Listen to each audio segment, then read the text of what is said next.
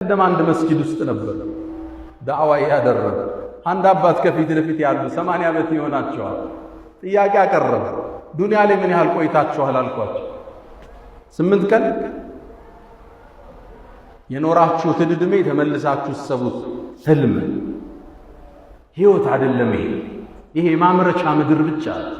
ዋናው ህይወት ከሞት በኋላ የሚመጣው ያ ለይተኒ ቀደምቱ ሊሐያት ምን ነው ከሞት በኋላ ላለው ህይወት ሰርቼ በነበር ብሎ ይቆጫል። ሰው ሳንቆጭ እዛ ጸጸቱስ ሳንገባ ሙእሚን አሁን ይነቃል፣ ያስተነትናል፣ ፋይሉን ያያል፣ የቀን ውሎውን ይመዝናል። ቁርአን ጋር ያለው ግንኙነት፣ ሶላት ጋር ያለው ትስስር፣ ቤተሰብ ጋር፣ ባለቤቱ ጋር፣ ልጆቹ ጋር፣ ወላጆቹ ጋር፣ ጎረቤት ጋር፣ ሀገሩ ጋር፣ ንግዱ ጋር ራሱን ይመስናል። ያ ለይተኒ ቀደምቱ ሊሐያት። ሌላው ቁጭት ውስጥ የሚወድቀው ደግሞ ይሄ ሰው የሥራ መዝገቡ ይታደለዋል፣ ግን ሚዛኑ ጎሎበታል። የሥራ ዶሴውን ሲያየው ወንጀል በዝቶበታል። ያ ዶሴ ደግሞ ያስቀረው ነገር የለም።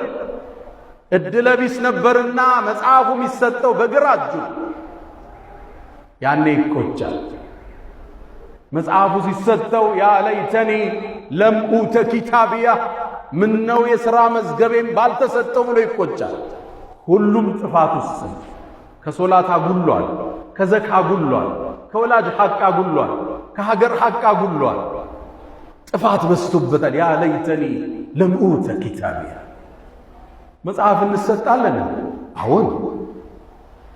አያሕሰቡነ አና ላ ነስመዑ ስረሁም ወነጅዋሁም እኛ የሚመሳጠሩትና በግልጽ የሚያወሩትን ማንሰማ ይመስላችኋል? አላላ በላ በርግጥ አለ ወሩሱልና ለደይህም የክቱቡን መላእክቶቻችን ቁጭ ብለው የሚመዘግቡት ቢሆን ይሄ መዝገብ የሚያስቀረው ነገር የለም።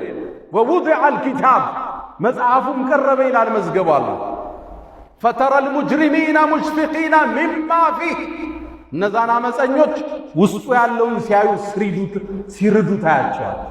የቁሉን ብለው ይላሉ ማ ሊሃዘል ኪታብ ይሄ መጽሐፍ ምንድን ነው?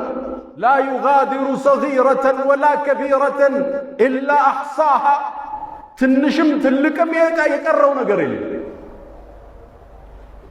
ምንም ነገር ይጻፋል ብለህ ማታስበው ሁሉ መዝገብ ውስጥ ነገር እናገኘዋል።